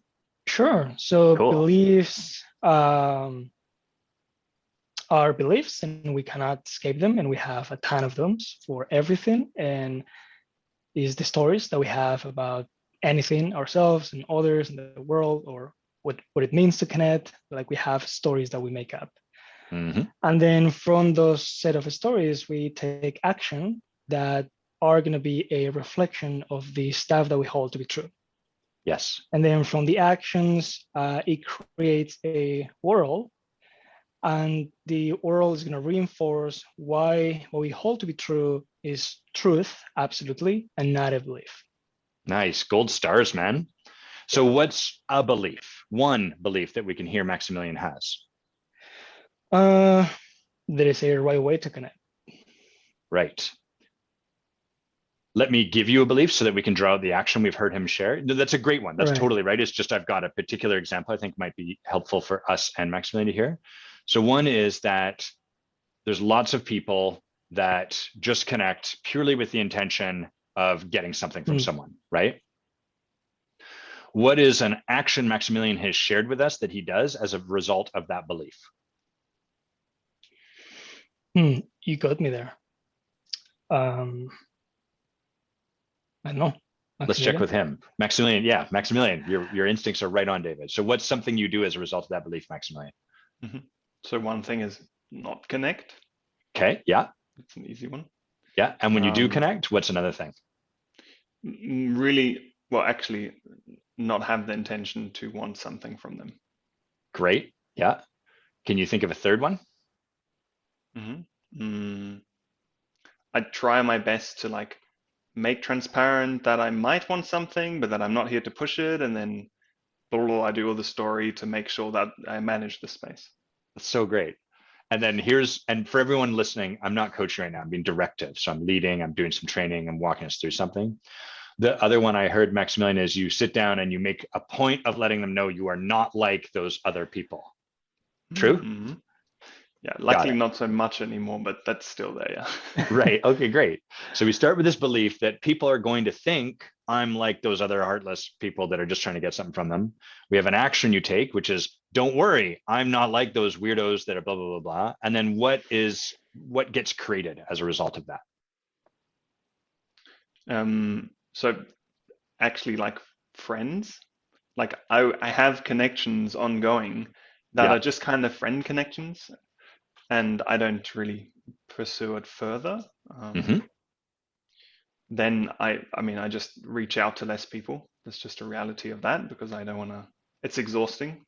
And when you do reach out to those people, are you reaching out because you genuinely want to be a friend with them, or is there some ulterior motive?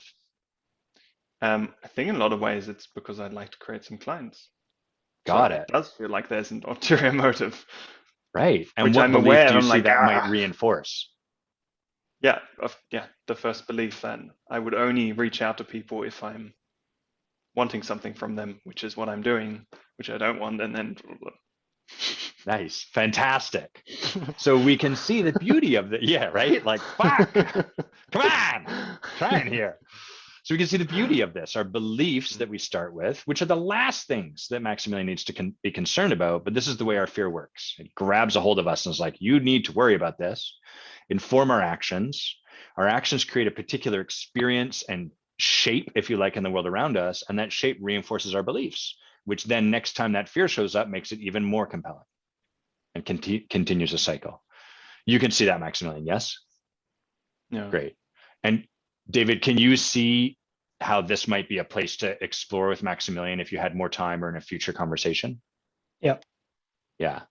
And the nice thing about this is that it's a little more directive because you're running them through basically an exercise, and it can kind of get them out of the spaghetti of like all of the thinking and just like, what are the beliefs about this? Okay, what are the actions you take? And they can start to see that, holy crap, doing this everywhere. So I'm going to turn it back over to you and give you 5 minutes to finish, and then we're going to debrief. Okay. You feel like you've got what you need to wind down? Let's see. Let's do it. Okay, so we have 5 minutes, Maximilian. What have you taken away from this conversation thus far? Yeah, my commitment to not feeling, well, first of all, I've noticed my guilt that like is much more central to my life, I think, actually, than even just from what we've uncovered in the conversation. And that I'm like adamantly trying not to be the thing that I don't want to be, but by doing that, I'm kind of, well, telling myself I'm being that thing. And that I'm putting a lot of significance on this point. Okay. Is there, And then sorry, go on. yeah, maybe to add, like, I don't want it anymore. Like, I want to connect much more freely. Like, that's a desire that's like come out of this even more.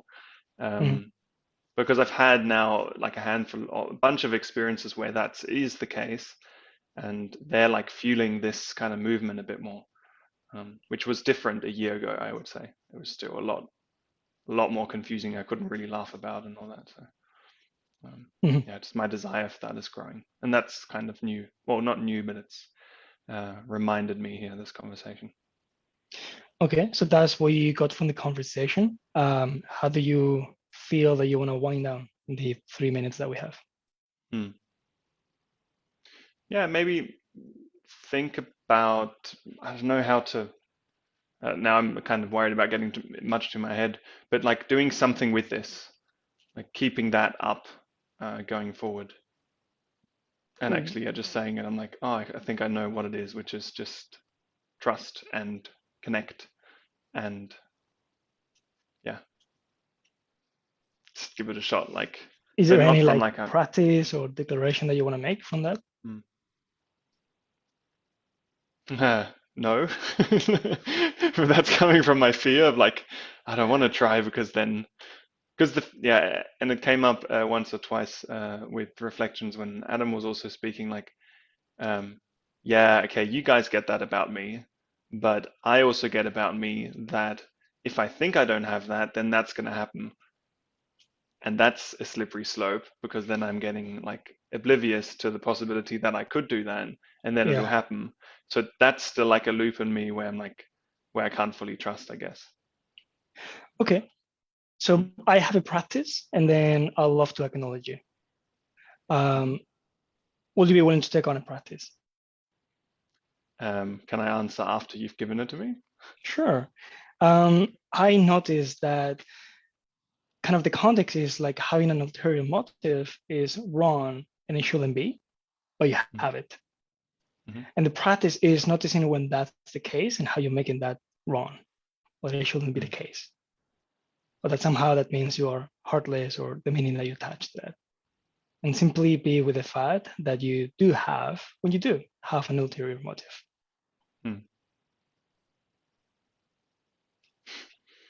Without making meaning out of it. That's the practice. I think, yeah. I mean, it's both the practice, but that one is, I think, the hard one to do. Are you willing to take that on? Still have some resistance to it. Okay, cool. Like to the not making meaning out of it because I make it mean something. So how can I not make it mean something? So that's a little bit there. I'm willing to practice like noticing it though. I think the practice might be not so much to not make it mean anything, but to notice the meaning I put on it. Like just to hear myself, how loud I'm telling myself that that's not the way to do it, or that's mean, or that's scummy, or that's salesy. Like to actually notice that a little bit more, just so I get a bit more present to the word that came up was like violence that I create in myself. Like how strongly I'm pushing myself into a corner when actually I'm like another part just wants to connect and is not concerned with all of that other stuff. Yeah. Sounds great. What would you like me to acknowledge you for?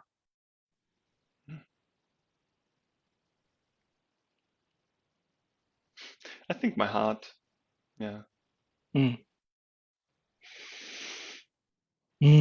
Maximilian, I I'm really present, and I want to acknowledge you to the commitment that you have to your heart and how you want to create a life that it's from that place.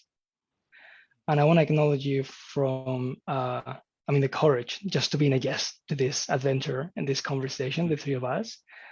And I want to acknowledge you for your brilliance. And I love to acknowledge you as well for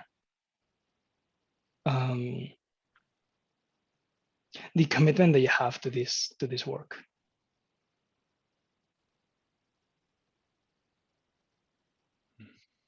Oh, thank you.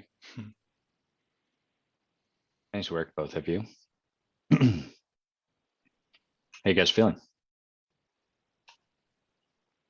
Cool. I want more. What's that, Maximilian?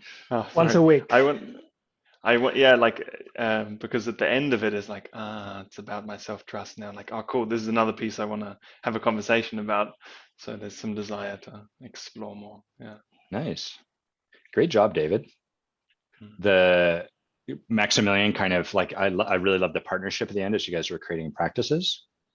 So one thing I noticed was Maximilian was like, I'm hesitant to create a practice. And, sometimes that's just the way it is. And what you did is you gave him a practice over top of his hesitancy. And so what there might have been to do is just check in like, okay, well, so would you like to put something in practice, or do you just want to honor that? And the other thing was you gave him the practice of like not making things so significant, and Maximilian sort of gave you that like one step back. So it's, it's like, if you have a client who keeps falling into holes, what most of us would be like, take on the practice of not falling into the hole. But the first thing before that is for the client to notice themselves finding a hole and falling into it. So that's just a bit of a lower gradient. And I loved how that came forward. You offered something, and Maximilian kind of, I think this is actually the practice, and then you allowed that. So it was really cool that came forward. Before we shift to the debrief, is there anything either of you two would like to say or put into the space to have this conversation you've just had be complete?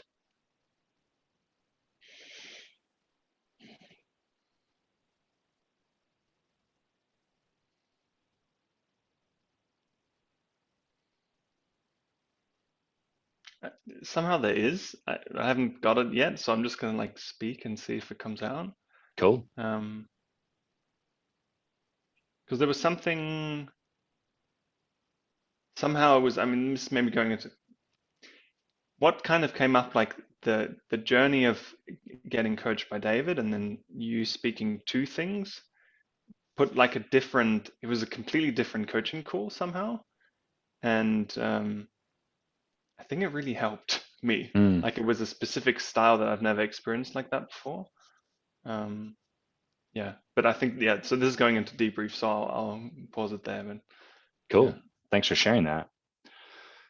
So first, I'd love to just check in with either of you, and let's start with you, David. You were coach. Anything you want to share? Anything you noticed as you were going through? Anything that you want to speak to or put into the space?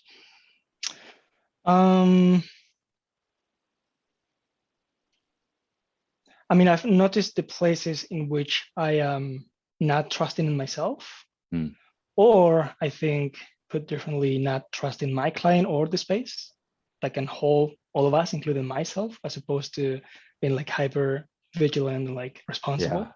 So I notice subtle moments in which I can notice that showing up. So that was great just to have the altitude to just see that. Yes.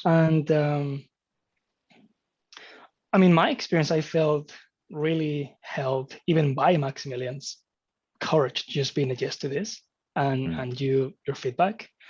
And so I felt from the beginning of the call, like I was tight and nervous, and somehow that was still throughout the call. But at the same time, I felt in myself a softening in a way that I'm just gonna make a mess because that's just gonna happen, not because I'm intending to, but there was a surrender to that because I knew that I've got your feedback, and that it was a pleasant experience to have. Nice. Like, oh, it's okay to fail. It's okay that, oh, that's getting in the way, or, oh, like that's allowed in the space, that's okay, that's supposed to happen, as opposed to try not to have any of that in the Yeah. space. Yeah. Yeah. There's such freedom and joy in that too, right? Then we can Yeah. dance, then we can play, then we can fuck things up. We never fuck things up, but like, you know, like a child learning to walk. Yeah, there wasn't Yeah, okayness for me to just okayness. fuck it up. Yeah, nice. Yeah. I noticed your energy like soften, and there'd be just more playfulness showed up in your face and your energy as time went on. What about you, Maximilian? Yeah, it was a really interesting experience, like having like this side, noticing myself, and then kind of you speaking to David, asking like, what did you notice about me? And then David was speaking about that and like, yeah, I think there's some more that I felt about myself. And then Adam, you would be like, "Duh-duh-duh," and like, yeah, that's why, how did he see that? And that's cool. Now, like because there was an energy in me like, oh, actually, I need to correct this now. I need to tell David and Adam how I'm actually feeling. And Right. then you kind of like spoke to that and it was like, okay, cool. I am being seen. I am being noticed.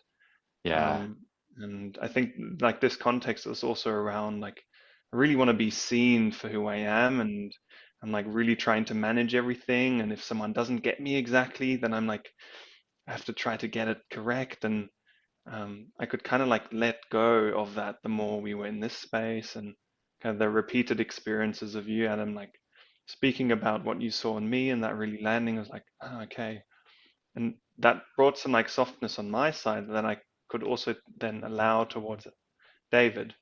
Mm. Um, and that was an interesting experience because I've noticed in the past with also with you, David, but also with others, that in coaching conversations, there's sometimes like I think I know it better than you right now, and this is fucking me up. Like I'm not softening to the process, and I'm actually not trusting my Yeah. coach. Mm.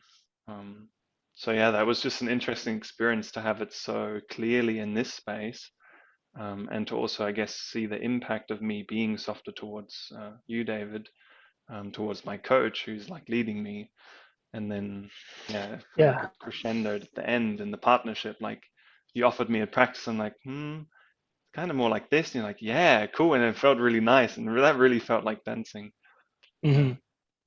Yeah, Yeah. I love that part because in the beginning and even in the middle, the kind of analogy of dancing and like me maybe being Mm, more the masculine energy and Maximilian requesting a bit more from the feminine, and my unwillingness to like kind of lead the way, mm, and just being with the impact that I'm not choosing to lead, and how that leaves the client what kind of experience.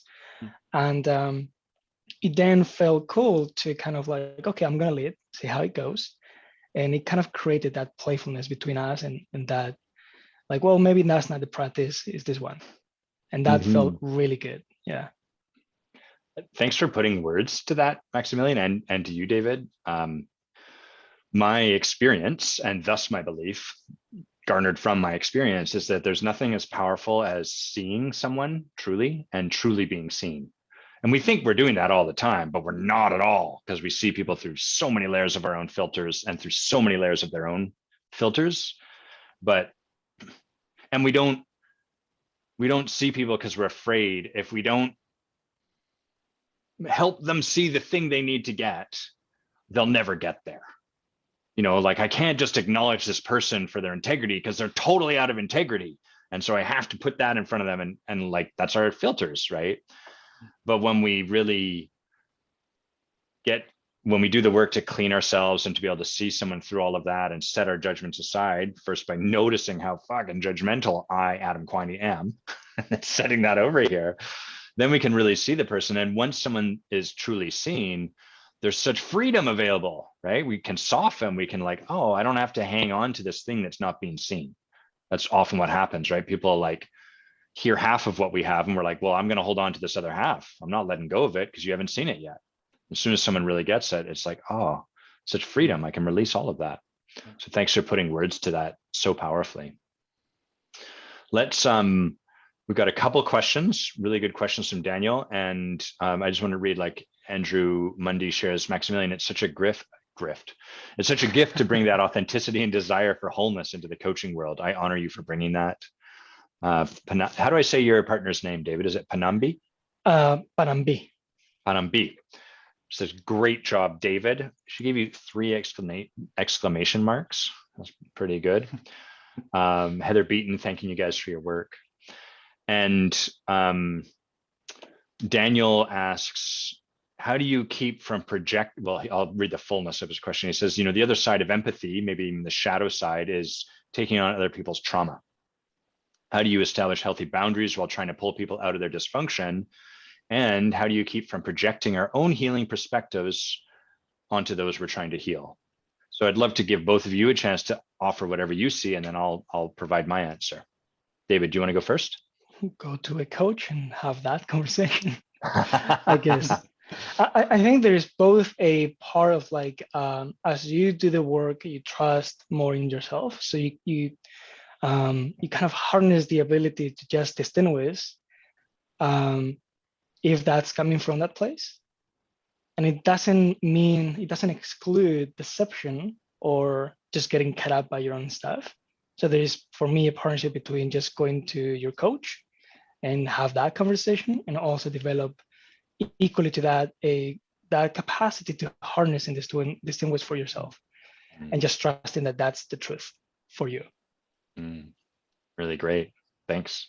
Maximilian? Yeah, I would actually like answer it outside of the context of the question. That, like, for example, in this case, like following my guilt actually brought me to my love. So it brought me to my caring of how I'm showing up in the world, how coaches are showing up in the world. And so I think it's, the fear of projection is like getting it wrong.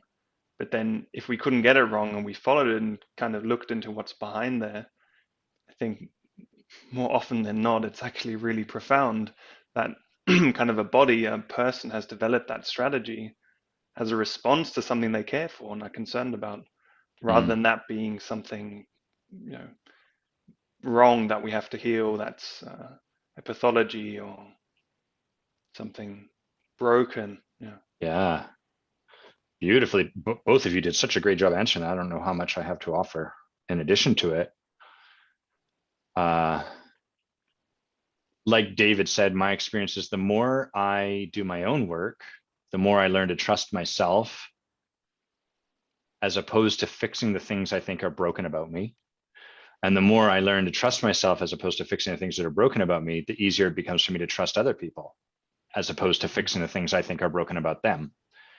And a lot of healing work by people that aren't particularly steeped in their own work, who aren't particularly not really doing a lot of their own healing through transformation or whatever other modalities, because they have never done all of that work over here, they still relate to themselves through the lens, like you were saying, Maximilian, of like, there's something broken about me. There's something needs to be fixed. It's wrong that I do this. And so then, because they don't trust themselves to find their own way, they don't trust other people. And then that's where we get into the way, I love the way you put it, Daniel, which was, how do you keep from projecting our healing perspectives on those we're trying to heal? And the heart of transformation is that we're not trying to heal anyone. We are only committed to healing ourselves through transformation.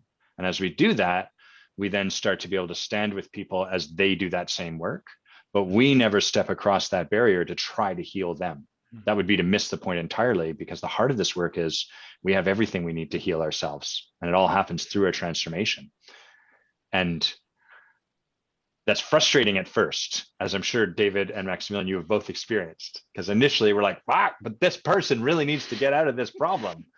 But what's beautiful about that is, as we continue to do more of our work and be with those frustrating moments when our coach doesn't fix us, we can then come back to a conversation with someone, and it's so easy, or at least it can be, because we don't have to fix it. We don't have to do anything. We just have to love them and see them as who they are in the midst of their process and all of their efforts to convince us that we're something, that they're something they're not, and just love them and be with them. And then after that, you start to feel guilty about how easy your job is, but that's okay. That goes away too. Then you heal that, and so on and so forth.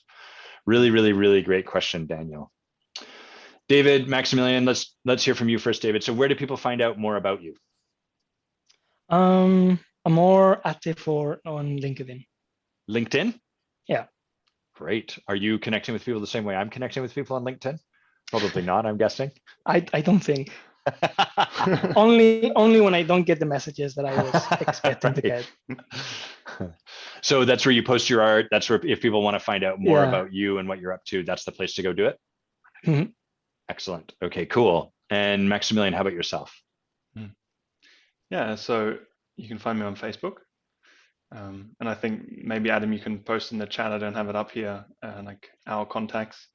And I've also recently, this week, actually started my podcast, which is a platform for me also to kind of speak to these things and just to communicate. So if anyone wants to kind of get to know what I'm doing and also to listen and hear conversations about the topic of becoming self, which is what the podcast is themed around, then check it out.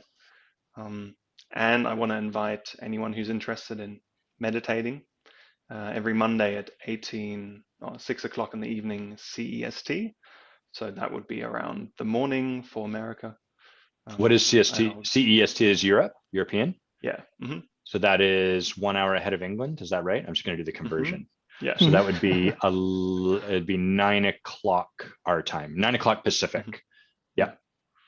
Okay. So I host that every Monday, 45 minutes. It's open for everyone, no prior experience needed. And it's guided and some silent meditation.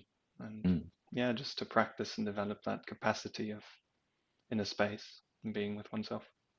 And they find that through Facebook? That's on your Facebook profile? No, that will be on my website. So you can find my website through Facebook, or we can post it in the comments. What is it? Just my name, so MaximilianHachtmann.com.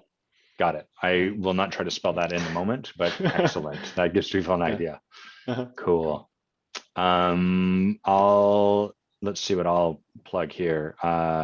Just the Forge mostly. So David and Maximilian are both exquisite men committed to this work and in the Forge with us. And there's a lot of this kind of conversation, right? Where we're doing training in the moment. Not always, sometimes there's other stuff happening, but if this kind of conversation is inspiring for you, if you're kind of like, man, I want to deepen my craft, I want to gain some of that experience, or I want to be in that conversation or anything like that, the Forge is a beautiful place to do that.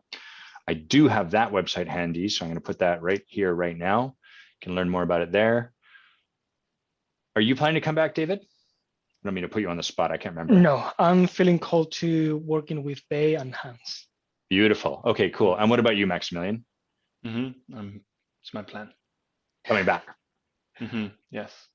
Cool. Because of Costa Rica. And that may change for both of these people. So it's not to push them into something, but there's a number of people in the comments that I know Andrew and Yana, who've both been commenting, are coming back. It's going to be an incredible year in front of us. So big love to you, David. Big love to you, Maximilian. Thank you both for jumping into being the pilots for this. Thank you both for everything that you're up to and your commitment to transformation and possibility. I love you guys. I love everyone that's hung out and had comments and shared with us. And I hope you guys have an amazing, amazing weekend. Bye-bye.